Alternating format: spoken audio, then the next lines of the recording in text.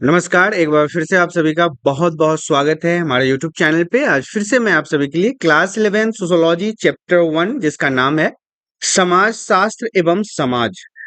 बहुत ही महत्वपूर्ण है और सबसे पहला चैप्टर है तो इस कारण से ये काफ़ी महत्वपूर्ण हो जाता है क्योंकि इसके अंदर सारे चैप्टर के इंट्रोडक्शन आपको पढ़ने पड़ेंगे और कुछ विशेष तरीके की जानकारी भी दी गई है जो आपके एग्जाम के लिए काफ़ी महत्वपूर्ण है। तो सबसे पहले समाज शास्त्र में समाज के बारे में जान लेते हैं। जो सबसे पहला टॉपिक ही हमें बताया गया है कि समाज किसे कहते हैं।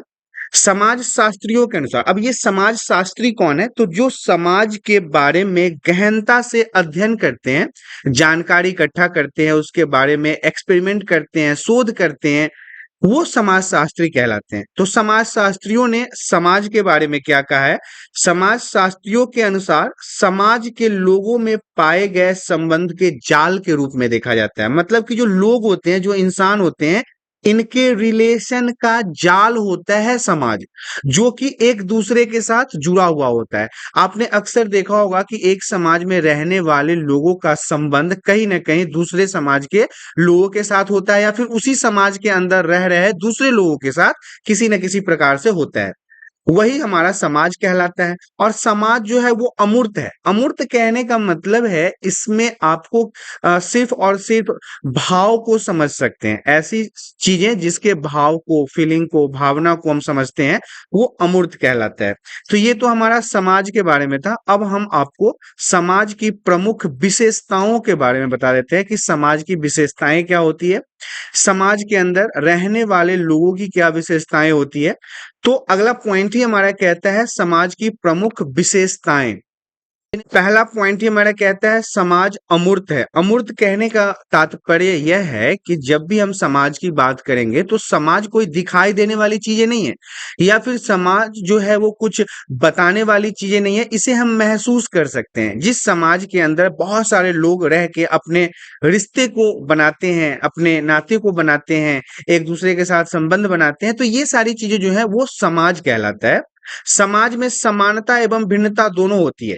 एक ही समाज में रहने के बावजूद लोगों के अंदर समानता भी देखी जाती है और भिन्नता भी देखी जाती है। ये हमारे भारत देश के अंदर की बात है कि हमारा भारत देश जो है वो विविधताओं वाला देश है जिसके अंदर कई प्रकार की जाति, धर्म, लिंग, समुदाय के लोगों का निवास होता है। तो ऐसे ही अगर हम समाज की बात करेंगे तो समाज के अंदर भी इसी प्रकार के अलग-अलग जाति, धर्म, लिंग के लोग रहते हैं। अगला पॉइंट हमारा कहता है पारस्परिक सहयोग एवं संघर्ष। जिस समाज में हम रहते हैं इसके अंदर रहने वाले लोग जो है वो एक दूसरे का सहयोग करते हैं, एक दूसरे का साथ देते हैं, ये हमारा पारस्परिक सहयोग कहलाता है। और संघर्ष कहने का मतलब है कि जहाँ पे इतने सारे लोग रहते हैं वहीं पे लड़ाइयाँ, झगड़े इत्यादि भी होता रहता है। आश्रित रहने का नियम, समाज के अंदर रहने वाले जितने भी लोग हैं वो एक दूसरे के ऊपर ही आश्रित होते हैं। कोई व्यक्ति यह नहीं कह सकता है कि वो अकेला जीवन जी लेगा या फिर वो अकेले ही कुछ कर लेगा, ऐसा कुछ नहीं होता। समाज में अगर रहने वाले व्यक्ति हैं तो किसी न किसी से उसके जरूरत की चीजों को पूरा करवाया जाता है। और समाज जो है वो परिवर्तनशील है। एक ही तरह के समाज नहीं रहता है, इसमें अक्सर परिवर्तन देखने को मिलता है। कभी कभी यह परिवर्तन लंबे काल में आता है और कभी कभी यही परिवर्तन बहुत ही शॉर्ट टर्म में देखने को मिलता है, लेकिन समाज में परिवर्तन होता रहता है। इसे एक एग्जाम्पल के तौर पे हम समझ लेते हैं कि आज से कुछ 100 साल पहले एक समाज के लोगों के अंदर में आपने कई तरह की संस्कृतियों को देखा था, कई तरह की सादगियों को देखा था, कई तरह के निवास और खान-पान को देखा था, लेकिन यही 100 साल में ऐसा क्या हो गया कि लोग साड़ी से जीन्स पे आ गए, खान-पान में ये चाउमीन, पिज़्ज़ा, बर्गर आ गया। तो ये सारी चीज़ें समाज के अंदर होने वाले परिवर्तन को ही दर्शाता है, भिन्नता को ही दर्शाता है। अगला पॉइंट हमारा कहता है व्यक्ति और समाज में संबंध। व्यक्ति जो समाज के अंदर रहता है और समाज जो है उसके बीच में क्या संबंध है, इनके आपस में क्या रिलेशन है, इसके बारे में जान लेते हैं। मनुष्य के क्रियाकलाप समाज से संबंधित है। मनुष्य जिस समाज में रहता है उसका क्रियाकलाप काम उसी से संबंध भी रखता है, उसी के साथ उसका रिलेशन होता है, क्योंकि जिस समाज में हम रहते हैं मनुष्य उसी समाज के अंतर्गत रहने वाले दूसरे लोगों के साथ किसी न किसी प्रकार के रिलेशन को करता है या फिर किसी न किसी प्रकार के मदद को करता है या फिर किसी न किसी प्रकार के कार्य को करता है। तो ये एक क्रियाकलाप समाज से संबंधित होता है और समाज पर ही उसका अस्तित्व होता है। हम जितने भी लोग हैं उनका अस्तित्व एक समाज से ही है। अगर एक समाज नहीं है तो अस्तित्व भी नहीं होगा, अस्तित्व नहीं है तो मनुष्य नहीं होगा, और विकास भी उनका समाज पर ही निर्भर करता है। एक व्यक्ति का विकास जो है वो उसके समाज पर ही निर्भर करता है। दूसरा पॉइंट हमारा कहता है मानव शरीर को सामाजिक विशेषताओं या गुणों से व्यक्तित्व प्रदान करना समाज का ही काम है। मानव शरीर कहने का मतलब है हम जो आम इंसान हैं, जो समाज के अंदर रहते हैं, इनकी विशेषताओं को बतलाना, इनके गुणों को डेवलप करना, इनके स्किल्स को डेवलप करना, ये जो है एक समाज का ही काम है। आपका समाज ही आपको बताता है कि आप किस कार्य को करने के लायक हैं, या आप किस प्रकार के कार्य को करते हैं, या फिर आप किस प्रकार के कार्य को नहीं करते हैं, और आप किस प्रकार के कार्य को करते हैं जो आपको नहीं करना चाहिए था। ये सारे इंफॉर्मेशन जो है वो आपको आपका समाज ही बताता है। अगला पॉइंट इसी में हमारा कहता है इस दृष्टि से व्यक्ति समाज पर अत्यधिक निर्भर होता है। सिंपल सी बात है कि जिस समाज में हम रहते हैं, हमारा निर्भरता भी हमारे समाज के ऊपर ही होता है। हम पूर्ण रूप से कहीं न कहीं एक सामाजिक प्राणी होने के कारण, क्योंकि मनुष्य जो है एक सामाजिक प्राणी है, और मनुष्य के सामाजिक प्राणी होने के कारण मनुष्य की पूरी निर्भरता जो है वो समाज के ऊपर ही होता है। पूरा समर्पण जो होता है वो समाज के ऊपर ही होता है। नेक्स्ट पॉइंट हमारा कहता है व्यक्तियों के बिना सामाजिक संबंधों की व्यवस्था नहीं पनप सकती है। दूसरी बात ये भी है, एक सिक्के के जैसे दो पहलू होते हैं, वैसे ही समाज के भी दो पहलू हैं। अगर मनुष्य किसी समाज के अंतर्गत नहीं आ रहा है या फिर किसी समाज में नहीं रहता तो वो तो समाज कहलाएगा ही नहीं। और मनुष्य के बिना समाज अधूरा है, और समाज के बिना मनुष्य अधूरा है। ये दोनों एक दूसरे के पूरक हैं, एक के बिना दूसरे का कार्य सही तरीके से नहीं चल सकता। या फिर हम मनुष्य के बिना समाज को समाज नहीं कह सकते। तो इस प्रकार से आपने देखा कि ये दोनों कैसे एक दूसरे के पूरक हैं। सामाजिक संबंधों की व्यवस्था के बिना समाज का अस्तित्व संभव नहीं है। तो ये सारी चीजें जो है वो व्यक्ति और समाज के संबंध को दर्शाता है। अब हम आपको मानव समाज और पशु समाज के बीच में अंतर समझा देते हैं कि इंसानों का जो समाज होता है और जानवरों का समाज जो होता है उसमें किस प्रकार के अंतर हैं। तो मानव समाज, पहले तरफ हमारा मानव समाज है और दूसरी तरफ हमारा पशु समाज है।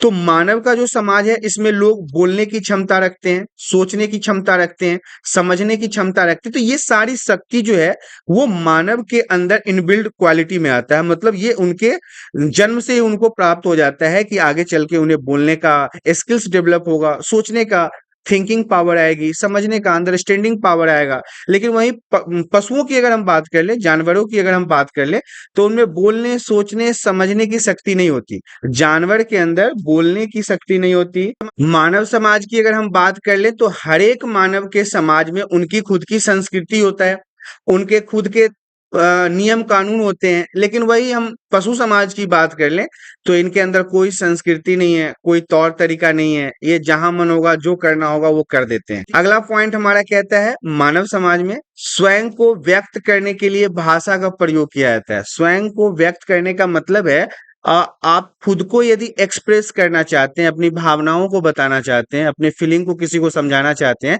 तो आप भाषाओं का उपयोग कर सकते हैं, लैंग्वेज का उपयोग कर सकते हैं। लेकिन मनुष्यों की ये तो खास बात है। वहीं पे अगर हम जानवरों की बात करें तो जानवरों के अंदर ये सारी चीजें होती नहीं है। जानवर बस अपने, अब कुत्ता को आपको किसी की भावना को क्या समझेगा, या फिर अपनी भावना वो किसी को क्या बताएगा, वो तो भाव भाव भाव भाव ही करेगा। तो वो उसकी ना कोई भाषा है, ना संस्कृति है, ना अपने बातों को एक्सप्रेस करने की कोई लैंग्वेज लिटरेचर के ऊपर है। तो ये पशु और मानव समाज के बीच के बहुत बड़े बड़े अंतर हैं। अगला हमारा अंतर मानव समाज और पशु समाज में है कि भविष्य की चिंता करता है। मनुष्य जो है, समाज का जो प्राणी है, वो अपने भविष्य के बारे में सोचता है, आने वाले समय के बारे में सोचता है। लेकिन जो जानवर होते हैं उनको अपने भविष्य की कोई चिंता नहीं होती। उनको आज खाना मिल गया वो काफी है, कल वो कहीं और मुंह मार लेंगे, ये होता है। तो मनुष्य अपनी योजनाएं बनाता है, लेकिन जानवर ऐसी योजनाएं, पद्धतियों को नहीं रखता है।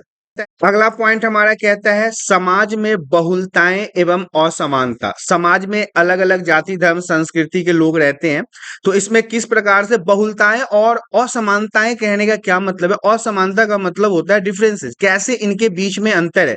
पहला पॉइंट तो हमारा कहता है एक समाज दूसरे समाज से भिन्न होता है। शुरुआत से हमने यही देखा है कि जरूरी नहीं है कि एक समाज के अंतर्गत रहने वाले सभी लोग जो हैं वो एक समान होंगे। सभी के बीच में कुछ ना कुछ अंतर होता है, कुछ ना कुछ डिफरेंसेज होते हैं, कुछ ना कुछ अलग अलग संस्कृति, खान पान, रहन सहन, कपड़े, बोल चाल, ये सारी चीजों में कहीं ना कहीं अंतर दिखाई देता है। नेक्स्ट पॉइंट हमारा कहता है हम एक से अधिक समाज के सदस्य बनते जा रहे हैं। आजकल के समय में देखिए आप कि अगर मैं बिहार का रहने वाला हूं तो आज मैं वर्तमान समय में दिल्ली में रहता हूं, ठीक है। तो मेरा एक समाज हमारे बिहार में है जहां पे मैंने जन्म लिया, और दूसरा जहां पे मैं कार्य कर रहा हूं, अपने जीवन को जी रहा हूं, ये दिल्ली में। तो यहाँ भी एक मैंने समाज का निर्माण, समाज जो है पहले से उसका एक भाग बन चुका हूं। तो एक तरह से आप देखिए कि आज के समय में मनुष्य कई तरह के समाजों में एक साथ जी रहा है। नेक्स्ट पॉइंट हमारा कहता है दूसरे समाजों से अंतः क्रिया करते हैं, उनकी संस्कृति को ग्रहण करते हैं। ये इसमें कई सारे मुद्दे आ सकते हैं, खासकर जब से हमने उदारीकरण देखा है, वैश्वीकरण देखा है, इस सब चीजों के बाद हमने देखा है कि पश्चिम देशों की स्थितियां जो है, जो संस्कृतियां हैं, वो हमारे देशों में बहुत तेजी से फैलती जा रही है। इसके अलावा भी आज शहरों के चौकाचौंध जिंदगी को एक्सेप्ट करने के लिए गांव के लोग बड़े ही हतोत्साहित रहते हैं। उनकी बड़ी इच्छा होती है कि मैं भी शहरों में रहूं, दिस डैट करूं, ये छोटे छोटे कपड़े पहनूं, पिज्जा बर्गर वगैरह खाऊं। ये तो ये सारी चीजें ऐसी हैं जो शहरों के लोगों को देख के गांव के लोग बहुत जल्दी ग्रहण करना चाहते हैं। तो आप इसमें देख सकते हैं कि कैसे जो लोग हैं वो सामाजिक होने के बावजूद भी एक दूसरे के साथ संस्कृति का तालमेल बैठाते जा रहे हैं। नेक्स्ट पॉइंट हमारा कहता है इस प्रकार आज हमारी संस्कृति एक मिश्रित संस्कृति तथा हमारा समाज एक बहुलवादी समाज हो गया है। आज आप ये नहीं कह सकते हो कि अगर लिट्टी चोखा सिर्फ और सिर्फ बिहार का डिश है तो हम सिर्फ बिहारी लोग ही खा सकते हैं, इसके अलावा दुनिया के और कोई लोग नहीं खाएंगे और कोई बनाएंगे भी नहीं। ऐसा नहीं है, दिल्ली, मुंबई, गुजरात हर जगह मिलता है और हर जगह के लोग जिनको इसका टेस्ट पसंद आता है वो खा सकते हैं। और भी बहुत सारी चीजें हैं जो हम बिहार के लोग भी खाते हैं, जो बाहर की चीजें हैं। तो ये जो चीजें हैं वो हमारी संस्कृति को एक मिश्रित संस्कृति बनाते जा रहा है, जिसमें कई प्रकार की संस्कृतियों का समावेश है। और इसके एग्जाम्पल के तौर पे आप देख लीजिए, आज दिल्ली जैसे शहर में लोग करवा चौथ जैसे पर्वों को बड़े ही धूमधाम से मनाते हैं। खासकर हमारे बिहार यूपी के लोगों को तो लगता है पता नहीं कौन सा इनको श्री राम जी मिलने वाले हैं। लेकिन ये वास्तविक देखो तो क्या ये हमारे बिहार और उत्तर प्रदेश का पर्व है? नहीं है, ये गुजरात और पंजाब का पर्व था। लेकिन वो कहते हैं ना, देखा देखी के दौर में अब महिलाओं को चाहिए क्या? महिलाओं को तो सजने संवरने का मौका चाहिए। अब वो सजने संवरने के लिए ना मतलब लगे करवा चौथ करने। तो आज बिहार की 90% महिलाएं आपको करवा चौथ करती हुई दिखाई देगी, जबकि है नहीं अपनी संस्कृति। अब उन्हें अपने संस्कृति का कदर नहीं है। अपने संस्कृति में आप उनको बोलो कि आप छठ कर लो, तो छठ करने के नाम से 3 दिन फास्टिंग हो जाएगी ना, उसमें सजना संवरना है नहीं, आदमी का मुंह सूख जाता है, तो वो पर्व नहीं करना चाहेंगे। तो यहाँ पे मुद्दे को समझने वाली बात ये है कि मैं ये कह रहा हूं कि आजकल संस्कृतियां जो है वो मिश्रित हो गई है। हर जगह की संस्कृति हर जगह प्राप्त हो जाएगी आपको, मतलब कि कोई खास यहाँ पे अब अपनी संस्कृति किसी की बची हुई नहीं है। अगला पॉइंट हमारा कहता है हमारे समाज में असमानता समाजों के बीच केंद्रीय बिंदु है। केंद्रीय बिंदु कहने का मतलब है कि जिस प्रकार से समाज के लोग एक दूसरे के साथ ऊंच नीच, अमीरी गरीबी, उतार चढ़ाव, भिन्नता भरी नजरों से देख रहे हैं एक दूसरे को, ये केंद्रीय बिंदु हो जाता है। जैसे उदाहरण के तौर पे यहाँ दिया भी गया है अमीर और गरीब। समाज में सभी लोग अमीर नहीं हो सकते हैं और ना ही समाज में सभी लोग गरीब हो सकते हैं। हाँ, समाज में बहुत ज्यादा जो वैल्यूएबल लोग हैं वो कौन से होते हैं? वो मध्यम वर्गीय परिवार होता है, जिसमें हम लोग आते हैं जो ना तो बहुत ज्यादा अमीर है और ना बहुत ज्यादा गरीब है। तो ये समाज की असमानताओं को दर्शाता है। नेक्स्ट पॉइंट हमारा कहता है समाज शास्त्र क्या है? तो सामाजिक संबंधों का व्यवस्थित व क्रमबद्ध तरीकों से अध्ययन करने वाला विज्ञानी समाज शास्त्र कहलाता है। बहुत ही शॉर्ट लाइन में इसे समझाया गया है। आप इसे एक लाइन में अगर समझना चाहें तो आप ऐसे समझ सकते हैं, जो लोग किसी भी समाज के बारे में अध्ययन करते हैं, उससे जुड़े हुए ज्ञान को अर्जित करते हैं, उसके व्यवस्थित क्रमबद्ध तरीकों को, मतलब कि स्टेप बाय स्टेप उस समाज को समझने के लिए प्रेरित होते हैं, तो यही हमारा समाज शास्त्र कहलाता है। एक समाज के अंदर होने वाली संपूर्ण घटनाओं का एक क्रमबद्ध तरीके से अंडरस्टैंडिंग पावर होना, अर्थात समझने की प्रक्रिया जो है वो समाज शास्त्र कहलाता है। नेक्स्ट पॉइंट हमारा कहता है समाज शास्त्र के प्रकार। तो देखिए, समाज शास्त्र में 2 प्रकार होते हैं। पहला है समष्टि समाज शास्त्र और दूसरा है व्यष्टि समाज शास्त्र। ये दोनों पॉइंट जो है वेरी वेरी इंपॉर्टेंट रहेंगे, वीवीआई पॉइंट्स हैं। समष्टि समाज शास्त्र में क्या होता है? बड़े समूह होते हैं, संगठन होते हैं, सामाजिक व्यवस्थाओं का अध्ययन अध्ययन किया जाता है। वहीं पे अगर हम व्यष्टि समाजशास्त्र की बात कर लें तो आमने सामने की अंतःक्रिया होती है, आमने सामने बैठ के जो बातें हो गई वो ठीक है। मनुष्यों के व्यवहार का अध्ययन होता है। अंतर, सबसे बड़ा अंतर है कि समष्टि में समाज के अध्ययन किए जाते हैं, मतलब समाज को समझा जाता है, और व्यष्टि में उस समाज में रहने वाले व्यक्ति, प्रॉपर एक मनुष्य के बारे में समझा जा सकता है। तो यही हमारे समाजशास्त्र के दो प्रकार हैं, समष्टि और व्यष्टि, जो इन दोनों को दर्शाता है। नेक्स्ट पॉइंट हमारा कहता है समाजशास्त्र की उत्पत्ति कैसे हुई। तो समाजशास्त्र का जन्म 19वीं शताब्दी में हुआ। ये 1 नंबर के लिए इंपॉर्टेंट क्वेश्चन है। आपसे अगर वैकल्पिक प्रश्नों में पूछा जाए कि समाजशास्त्र का जन्म कब हुआ, तो आप बताएंगे समाजशास्त्र का जन्म 19वीं शताब्दी में हुआ था।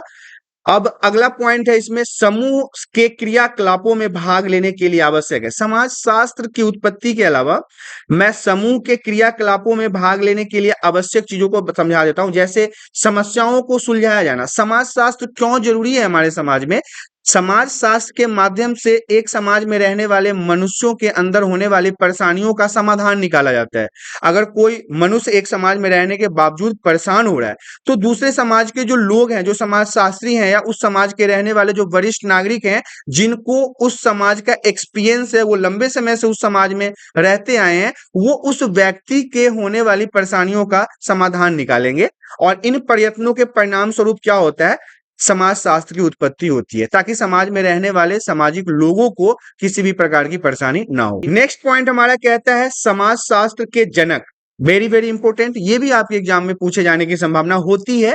अब पूछा जाएगा या नहीं जाएगा इसकी कोई गारंटी नहीं है, लेकिन फिर भी आपके नॉलेज के लिए आपको जानना जरूरी है। अगर आपसे प्रश्न पूछा जाए समाजशास्त्र की उत्पत्ति कब हुई, शुरुआत कब हुआ, तो आप बताएंगे 19वीं शताब्दी में। और अगर इसके जनक के बारे में पूछा जाए, इसके पिता के बारे में पूछा जाए, इसके जन्मदाता के बारे में पूछा जाए, तो आप ऑगस्ट काम्ते का नाम लेंगे, क्योंकि ऑगस्ट काम्ते को समाजशास्त्र के जनक के रूप में जाना जाता है। फादर ऑफ सोशियोलॉजी के रूप में अगस्त कॉम्ते का नाम लिया जाता है। और ये एक सामाजिक भौतिक रेखा, और मतलब पहले शुरुआत में इसका नाम समाजशास्त्र नहीं था, इसका शुरुआत में जो नाम रखा गया था वो सामाजिक भौतिकी रखा गया था। 1838 के समय में इसको दोबारा बदला गया इसके नाम को, और फिर इसका नाम समाजशास्त्र रख दिया गया। इस कारण से ऑगस्ट कॉम्ते को समाजशास्त्र का जनक कहा जाता है। समाजशास्त्र के पिता के रूप में ऑगस्ट कॉम्ते का नाम आता है। समाजशास्त्र को एक विषय के रूप में विकसित करने में दुर्खीम, स्पेंसर, मैक्स वेबर आदि विद्वानों के नाम आते हैं। अगर इसे एज ए सब्जेक्ट अगर आप देखते हैं, एज ए विषय देखते हैं, तो फिर आपको उसमें दुर्खीम, स्पेंसर और मैक्स वेबर जैसे विद्वानों का, समाजशास्त्रियों का नाम याद रखना है। नेक्स्ट पॉइंट हमारा कहता है भारत में समाजशास्त्र। अभी तक हम सिर्फ और सिर्फ समाजशास्त्र के बारे में बात कर रहे थे, अब हम भारत के समाजशास्त्र की बात कर लेते हैं। तो भारत में समाजशास्त्र के उद्भव का विकास जो है वो काफी प्राचीन है। भारत में समाजशास्त्र विभाग 1919 में मुंबई विश्वविद्यालय में शुरू हुआ, तथा औपचारिक अध्ययन इसका यहीं से शुरू हुआ। देखिए, भारत में अगर हम सोशियोलॉजी की बात करें तो 1919 में सबसे पहले ये मुंबई के विश्वविद्यालय से शुरू हुआ, और ऑफिशियली अगर हम बात कर लें तो यहीं से इसको पढ़ना और पढ़ाने की प्रक्रिया को शुरू किया गया। सबसे पहला मुंबई विश्वविद्यालय 1919 समाजशास्त्र विभाग को ऑफिशियली लॉन्च किया गया, और यहीं से बच्चों को एज ए सब्जेक्ट के रूप में इसे पढ़ना और पढ़ाना शुरू किया गया था। नेक्स्ट पॉइंट हमारा कहता है भारत में समाजशास्त्र के अध्ययन की आवश्यकता। अगर भारत जैसे विविधताओं वाले देशों की अगर बात कर ले, जिस तरह से हमारे यहाँ अलग अलग जाति, धर्म, समुदाय, संस्कृति, लिंग, बोलचाल, खान पान, रहन सहन के लोग रहते हैं, तो ये विविधता को दर्शाता है।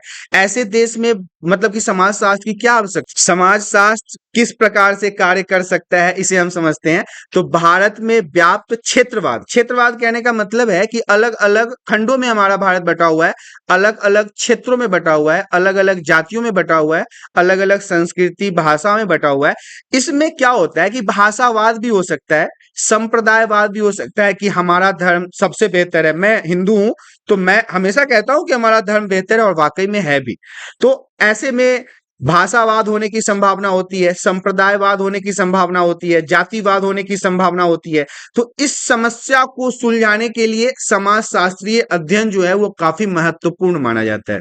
इसी कारण से भारत के विभिन्न समस्याओं के समाधान हेतु समाजशास्त्र का अध्ययन अधिक लोकप्रिय होता जा रहा है। आजकल के समय में खासकर समाजशास्त्रियों की वैल्यू बहुत ज्यादा बढ़ गई है। लोग समाजशास्त्रियों को काफी ज्यादा प्लस पॉइंट देखे जा रहे हैं उनको, क्योंकि वो जो है वो समाज में होने वाले समस्याओं के ऊपर अपनी राय देते हैं, कठिनाइयों का निवारण देते हैं, ताकि भारत के अंदर होने वाली समस्याओं का समाधान निकाला जा सके। नेक्स्ट पॉइंट हमारा कहता है दूसरे समाजों के साथ तुलनात्मक अध्ययन होता है। एक समाज को दूसरे समाज के साथ जोड़ के देखा जाता है कि बेहतर बनाने के लिए एक समाज को किस प्रकार के कार्यों को करना चाहिए। इससे क्या होता है ना कि समाज जो होता है, जिस समाज में हम रहते हैं, वो गतिशीलता को दर्शाता है, वो गतिशील रहता है। जैसे हमारा समाज ऑलरेडी गतिशील होता है, परिवर्तनशील होता है, क्योंकि यहाँ पे परिवर्तन भी होता रहता है और ये गतिशील भी होता है, क्योंकि जो चीजें आज से 50, 100, 200, 500 साल पहले हमारे समाज के अंदर था, जरूरी नहीं है कि वो सारी चीजें आज भी होगी। और आगे आने वाले 400, 500 सालों में क्या होगा समाज में, इसकी भी कोई गारंटी नहीं होगी, क्योंकि आगे आने वाले समय में समाज और ज्यादा परिवर्तनशील हो सकता है। नेक्स्ट पॉइंट हमारा कहता है समाज शास्त्र की प्रकृति की मुख्य विशेषताएं। तो समाज शास्त्र एक सामाजिक विज्ञान है, ऑलरेडी हम सभी जानते हैं, न कि प्राकृतिक विज्ञान। ये प्राकृतिक विज्ञान नहीं है, समाज शास्त्र एक सामाजिक विज्ञान है। समाज शास्त्र एक निरपेक्ष विज्ञान है, ना कि आदर्शात्मक विज्ञान है। ये सारे पॉइंट्स आपको याद रखने हैं। समाज शास्त्र जो है वो एक अमूर्त विज्ञान है, ना कि मूर्त विज्ञान। ये सब ऑलरेडी हमने डिस्कस कर रखा है। समाज शास्त्र एक सामान्य विज्ञान है, ना कि विशेष विज्ञान, क्योंकि यह समाज के अंदर रहने वाले लोगों के होने वाली कठिनाइयों के ऊपर अपना विचार देके उन कठिनाइयों को समाप्त करता है, जो एक समाज में रहने के बावजूद अलग अलग जाति, धर्म, समुदाय, व्यवसाय के लोगों को आपस में होता है। तो ये सारे चीजों की इसमें मुख्य विशेषता के रूप में जाना जाता है। नेक्स्ट पॉइंट हमारा कहता है बौद्धिक विचार जिनकी समाज शास्त्र की रचना में भूमिका है। तो देखिए, प्राकृतिक विकास के वैज्ञानिक सिद्धांतों और प्राचीन यात्रियों द्वारा, जो पूर्व में आज से 200, 300, 400, 500 साल पहले हमारे भारत का भ्रमण कर चुके हैं, उन्हें हम प्राचीन यात्री के रूप में जानते हैं। उनसे अगर अभी के आधुनिक सभ्यताओं की अगर दोनों को कंपेयर किया जाए तो बहुत ज्यादा आपको अंतर देखने को मिलेगा। समाजशास्त्रियों एवं सामाजिक मनोवैज्ञानिकों ने समाजों के बारे में इस दृष्टिकोण से विचार किया कि उनका विभिन्न प्रकार में वर्गीकरण किया जाए, ताकि सामाजिक विकास के विभिन्न चरणों को पहचाना जा सके। अब एक ही समाज में रहने के बावजूद अलग अलग तरह के लोग पाए जाते हैं। कुछ पैसे वाले होते हैं, कुछ गरीब होते हैं, कुछ जमींदार होते हैं, कुछ बिना जमीन के होते हैं, किन्हीं के पास बहुत ज्यादा धन दौलत है, कोई उद्योगपति होते हैं। तो अगर इनके समाज का स्तरीकरण कर दिया जाए तो समाज के अंदर हमें यह पता चल पाएगा कि वाकई में प्रॉपरली हमें काम कहाँ करना है, किन समुदायों के अंदर काम करना है, किन जातियों के अंदर काम करना है, ताकि उनके समस्याओं को सुलझाया जा सके और उनको निरंतर विकास के मार्ग पे अग्रसर किया जा सके। नेक्स्ट पॉइंट हमारा कहता है सरल समाज एवं जटिल समाज। देखिए, सरल समाज क्या होता है, ये इंपॉर्टेंट रहेगा 5 नंबर के लिए, VVI प्रश्न है ये, सरल समाज और जटिल समाज। भारत स्वयं परंपरा तथा आधुनिकता का गांव या फिर शहर का या फिर जाति या जनजाति का या फिर वर्ग और समुदाय का एक जटिल मिश्रण है। ऑलरेडी हमने आपको बताया कई बार इस चैप्टर में कि भारत में अलग अलग जाति, धर्म, संस्कृति, लिंग, व्यवसाय के लोग रहते हैं, इसीलिए इसे हम जटिल समाज के रूप में जानते हैं। 19वीं शताब्दी के समय में समाजों का वर्गीकरण किया गया था। 19वीं शताब्दी में समाजों में जो ये सभी लोग एक ही झुंड बना के रह रहे थे, तो इनका बंटवारा हुआ, वर्गीकरण हुआ।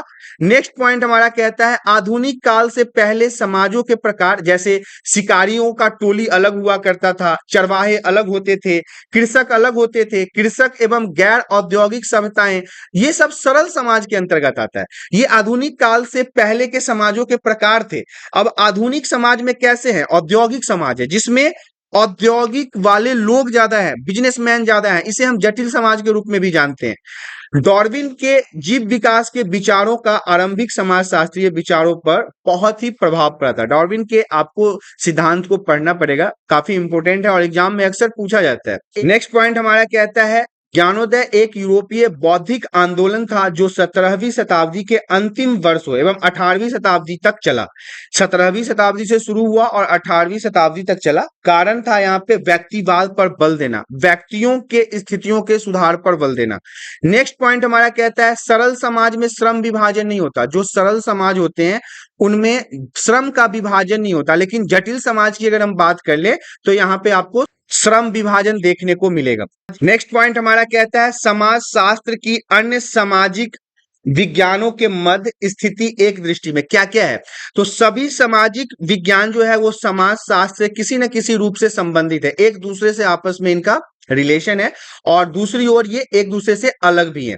इनके आपसी सहयोग के द्वारा ही अलग अलग क्षेत्रों के अध्ययन सुचारू रूप से संभव है। अगर ये आपस में एक दूसरे का सहयोग नहीं करेंगे तो एक समाज के अंदर होने वाले कठिनाइयों का सही तरीके से पता नहीं लगाया जा सकता है। सभी सामाजिक विज्ञानों का क्षेत्र अलग अलग है और इन सभी का केंद्र बिंदु जो है वो इंसान ही तो है, क्योंकि इंसान के ऊपर ही तो ये सारी चीजें हैं, उनके कठिनाइयों के ऊपर है, उनके जीवन को सुधारने के लिए है, उनके समाज को सुधारने के लिए है। तो कहीं ना कहीं इनका केंद्र बिंदु जो है, जो मुख्य पॉइंट है, वो मनुष्य ही है। समाज शास्त्र एक सहयोगी व्यवस्था का निर्माण करता है और सभी विज्ञानों को एक समान पटल पर लेके खड़ा करे, मतलब एक ऐसा स्टैंडर्ड पॉइंट बनाता है जिसमें समाज से जुड़े हुए सभी परेशानियों को, सभी समुदायों को, सभी विषयों को एक प्लेटफॉर्म पे लाके खड़ा कर देता है। इस प्रकार सामाजिक जीवन को जटिलताओं का अध्ययन एवं विश्लेषण सरलता से संभव किया जा सकता है। समाज के अंदर जो जीवन की जटिलताएं हैं, जो परेशानियां हैं, उसको आसानी से विश्लेषण करने में हमें समाज शास्त्र के माध्यम से मदद प्राप्त होता है। नेक्स्ट पॉइंट हमारा कहता है समाज शास्त्र और मनोविज्ञान में क्या संबंध है, रिलेशन क्या है समाज शास्त्र और मनोविज्ञान का। तो एक तरफ आपने देखा समाज शास्त्र है और दूसरी तरफ हमारा मनोविज्ञान है। समाज शास्त्र जो है वो मानव व्यवहार सीखने से संबंधित है, इंसान के व्यवहार से ये रिलेशन रखता है। लेकिन अगर मनोविज्ञान की बात कर लें तो ये एक इंसान के दिमाग को पढ़ने की कला है, उसके माइंड रीडिंग की कला होती है। दूसरा पॉइंट है हमारा समाज शास्त्र एक बड़े समूह या समाज के साथ सौदा करता है और मनोविज्ञान जो है वो छोटे समूहों से संबंधित होता है, ये बड़े समाज के लोगों के साथ किसी भी प्रकार का सौदा नहीं करता है। तीसरा पॉइंट हमारा कहता है समाज शास्त्र एक अवलोकन प्रक्रिया के रूप में किया जाता है, मतलब दूसरे लोगों को एब्जॉर्ब किया जाता है, उनसे चीजों को ग्रहण किया जाता है। मनोविज्ञान जो है वो अवलोकन नहीं, प्रयोगात्मक है, मतलब प्रयोग के तरीके से, एक्सपेरिमेंट के तरीके से दूसरे लोगों के मन के बातों को समझा जाता है। चौथा पॉइंट हमारा कहता है समाज शास्त्र लोगों के संपर्क से संबंधित है, एक दूसरे के रिलेशन से संबंधित है, लेकिन मनोविज्ञान जो है वो भावना, फीलिंग से संबंधित है। पांचवा पॉइंट है हमारा समाज शास्त्र एक व्यक्तिगत कार्य नहीं है, मतलब अपना प्रॉपर एक व्यक्ति के लिए नहीं होता, ये समाज के अंदर रहने वाले सभी व्यक्तियों के लिए और पूरे समाज के लिए होता है। लेकिन मनोविज्ञान की बात कर लें तो ये दिमाग पढ़ने का काम जो है वो प्रॉपर लोगों का ही होता है, जिसके अंदर आप चाहो आप उसके दिमाग को पढ़ सकते हो। नेक्स्ट पॉइंट हमारा कहता है समाज शास्त्र मानता है कि एक व्यक्ति का कार्य उसके आसपास के समूह को प्रभावित करता है। आप जिस समाज में रहते हो और जिस प्रकार के कार्य को करते हैं, इससे पूरा फर्क समाज के ऊपर पड़ता है, समाज इससे प्रभावित होता है। लेकिन मनोवैज्ञानिक अध्ययनों में यह माना जाता है कि व्यक्ति सभी गतिविधियों के लिए अकेला जिम्मेदार होता है, वो जो करता है उसके लिए उसी को उसका खामियाजा भुगतना पड़ता है। नेक्स्ट पॉइंट हमारा कहता है समाज शास्त्र और अर्थशास्त्र के बीच में क्या संबंध है। एक तरफ हमारा समाज शास्त्र है, दूसरी तरफ हमारा अर्थशास्त्र है। समाज शास्त्र एक सामान्यीकृत विज्ञान है, अर्थशास्त्र एक विशेष विज्ञान है। यह एक समाज में होने वाले सभी घटनाओं को, पहलुओं को ध्यान देता है। अर्थशास्त्र जो है वो एक विशेष विज्ञान है, मतलब एक विशेष कार्य के रूप में काम करता है। समाज शास्त्र सभी प्रकार के रिश्तों का अध्ययन करता है, एक समाज में रहने वाले लोगों के बीच में जितने भी रिलेशन बनते हैं उन सभी चीज का ब्रीफ इंफॉर्मेशन और नॉलेज एक्सेप्ट करता है। अर्थशास्त्र जो है केवल उन संबंध से संबंधित होते हैं जो चरित्र में आर्थिक हैं, जो चरित्र के हिसाब से संबंध बनते हैं उन्हीं के ऊपर अर्थशास्त्र काम करता है। नंबर 3 जो है वो कहता है समाज शास्त्र प्रकृति में सार और कम सटीक होता है। सार और कम सटीक कहने का मतलब है कि ये प्रकृति की ओर तो ध्यान ही नहीं देता, क्योंकि ये सामाजिक है और समाज के लोगों के ऊपर ध्यान देता है। लेकिन अर्थशास्त्र की अगर बात कर ले तो ये प्रकृति में बहुत ही मजबूत होते हैं और इनका जो बात होता है इसके अंदर काफी सटीक होता है, एग्जैक्ट पॉइंट को नोटिस करते हैं। नंबर 4 जो है वो कहता है समाज शास्त्र में सामाजिक चर मापना बहुत मुश्किल होता है, आप अंदाजा नहीं लगा सकते समाज के लोगों के अंदर के गुणों का। लेकिन अर्थशास्त्र में आप इसे आसानी से माप सकते हैं, इसकी मात्रा को ज्ञात कर सकते हैं। नेक्स्ट पॉइंट हमारा कहता है समाज शास्त्र और राजनीतिक विज्ञान में क्या संबंध है। फिर से अगेन एक तरफ हमारा समाज शास्त्र है और दूसरी तरफ हमारा राजनीतिक विज्ञान है, अर्थात सोशियोलॉजी और पॉलिटिकल साइंस के बीच के संबंध के बारे में हमें जानना है। समाज शास्त्र समाज का विज्ञान है, लेकिन राजनीतिक विज्ञान जो है वो राज्य और सरकार का विज्ञान है। इसमें राजनीति बहुत ज्यादा जुड़ा हुआ होता है, सरकार से जुड़ी हुई चीजें, नेता से जुड़ा हुआ चीजें, जनप्रतिनिधि से जुड़ा हुआ चीजें, तो ये राजनीतिक विज्ञान में आता है। लेकिन समाज शास्त्र में समाज के अंदर के लोगों के इंफॉर्मेशन, रिलेशन, उनकी कठिनाइयां, इन सभी चीजों को देखा जाता है। नंबर 2 जो है वो कहता है समाज शास्त्र दोनों असंगठित समाजों का अध्ययन करते हैं, लेकिन राजनीतिक विज्ञान जो है वो केवल राजनीतिक रूप से संगठित समाजों का अध्ययन करता है। तीसरा नंबर जो है हमारा वो कहता है समाज शास्त्रों का व्यापक दायरा है, मतलब बहुत बड़ा होता है, लेकिन राजनीतिक विज्ञान एक संकीर्ण क्षेत्र वाला विज्ञान है, बहुत छोटा है, नपा तौला होता है। चौथा नंबर पॉइंट जो है वो कहता है अध्ययन समाज शास्त्र मूल रूप से एक व्यक्ति का एक सामाजिक पशु के रूप में करता है। समाज शास्त्र में मूल रूप से व्यक्ति को ना सामाजिक पशु के रूप में देखा जाता है, कि पशु ही माना जाता है एक आम इंसान को भी, लेकिन उसे हम सामाजिक पशु के रूप में देखते हैं। फोर्थ नंबर पॉइंट हमारा कहता है दूसरी तरफ राजनीतिक विज्ञान एक राजनीतिक पशु के रूप में मनुष्य का अध्ययन करता है। तो यहाँ पे ये एक सामाजिक पशु है और दूसरी तरफ हमारा राजनीतिक पशु है, तो ये दोनों अंतर यहाँ पे समझना बहुत जरूरी है। नंबर 5 हमारा कहता है समाज शास्त्र के लिए दृष्टिकोण जो है वो सामाजिक होता है, लेकिन यहाँ पे जो दृष्टिकोण दूसरी तरफ है राजनीतिक विज्ञान में वो राजनीतिक होता है। नंबर 6 हमारा कहता है समाज शास्त्र एक सामान्य सामाजिक विज्ञान है, इसलिए यह सामान्य तरीकों के अलावा अपने स्वयं के तरीकों का भी पालन करता है। समाज शास्त्रियों का अपना अपना रूल भी होता है, पर्सनल नियम भी होते हैं, जो वो समाज के अंदर लोगों के ऊपर अप्लाई करते हैं एक्सपेरिमेंट के तौर पे। उधर दूसरी तरफ अगर हम बात कर लें राजनीतिक विज्ञान का, तो ये एक सामाजिक विज्ञान है और मानव के संबंधों पर केंद्रित है, जो चरित्र में राजनीतिक हैं, इन्हीं के ऊपर ये अपना ध्यान देते हैं। नेक्स्ट पॉइंट हमारा कहता है समाजशास्त्र और इतिहास में क्या संबंध है। सेम कंडीशन यहाँ भी है, एक तरफ हमारा समाजशास्त्र है और दूसरी तरफ हमारा इतिहास है। नंबर 1 पॉइंट कहता है समाजशास्त्र वर्तमान सामाजिक घटनाओं के अध्ययन में रुचि रखता है, अभी फिलहाल क्या चल रहा है इन सभी मुद्दों के ऊपर ये अपना एक्सपेरिमेंट करते हैं, शोध करते हैं, अध्ययन करते हैं। लेकिन इतिहास में क्या होता है, आज से 1000, 2000, 3000 साल पहले जो हुआ है उन घटनाओं का भी अध्ययन किया जाता है। नंबर 2 पॉइंट हमारा कहता है समाज शास्त्र विश्लेषणात्मक और व्याख्यात्मक विज्ञान है, ये किसी भी चीज को विश्लेषण करता है और व्याख्या करता है, डिटेलिंग करता है। लेकिन इतिहास जो है वो वर्णनात्मक है, वो व्याख्या नहीं करता, वो डिटेलिंग नहीं करता, वो उनका वर्णन करता है, उनके पहले के कार्यों को साक्ष्य के रूप में सामने प्रस्तुत करता है। नंबर 3 है समाजशास्त्र सामान्य विज्ञान है, ऑलरेडी हमने देखा है, और इतिहास जो है वो एक विशिष्ट विज्ञान है। नंबर 4 हमारा कहता है समाजशास्त्र प्रश्नावली, सर्वेक्षण, साक्षात्कार, विधियों आदि का उपयोग करता है। इतिहास जो है वो पहले के काल क्रम में होने वाले चीजों के ऊपर इंफॉर्मेशन लेता है, जैसे सिक्का हो गया और भी बहुत सारी चीजें जो इनको खुदाई में प्राप्त होता है, उन चीजों के ऊपर एक्सपेरिमेंट करके उसके समय का, उसके डिटेल्स का उपयोग करते हैं। नंबर 5 कहता है समाज शास्त्र द्वारा सामान्यीकृत तथ्यों के लिए परीक्षण और पुनः परीक्षण संभव है। ये समाज में किसी भी चीज को अप्लाई करने से पहले परीक्षण करते हैं, देखते हैं और उसे रीचेक भी करते हैं। लेकिन इतिहास में ऐसा कुछ नहीं होता, क्योंकि इतिहास में हम पूर्व काल क्रम के चीजों को पढ़ते हैं, पहले की घटनाओं को पढ़ते हैं, पहले के तथ्यों और साक्ष्यों को पढ़ते हैं। नंबर 6 वहीं पे हमारा कहता है समाज शास्त्र एक विस्तृत दायरा है, बहुत बड़ा दायरा है, लेकिन अगर इतिहास की बात कर ले तो जब तक जो भी जानकारी हमारे पास है वो एक संकुचित है, संकीर्ण है, छोटा है। नंबर 7 समाज शास्त्र एक युवा विज्ञान है, ये जवानों के पढ़ने वाला विज्ञान है, लेकिन इतिहास में बूढ़े बुजुर्ग सभी रुचि लेते हैं, क्योंकि वो हमारे पुराने कालक्रम है।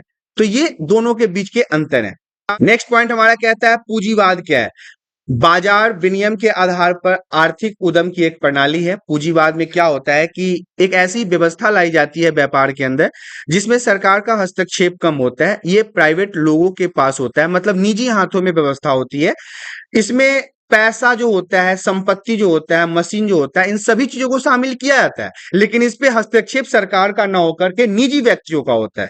थर्ड पॉइंट में आपको बताया गया है यह संपत्ति के निजी स्वामित्व उत्पादन के साधनों पर निर्भर करता है, जो निजी लोग करेंगे वही इसके अंतर्गत होगा, इसीलिए इसे हम इसे पूंजीवाद कहते हैं। पैसा लगाते हैं लोग और फिर पैसा कमाते हैं। इस तरह से आपने देखा क्लास 11 सोशियोलॉजी चैप्टर 1 जिसका नाम था समाज शास्त्र एवं समाज यहाँ पे समाप्त हो गया। आशा करता हूँ वीडियो में दी गई जानकारी आप सभी को पसंद आया होगा। जानकारी पसंद आया तो वीडियो को लाइक और चैनल पे पहली बार आया तो चैनल को सब्सक्राइब करें।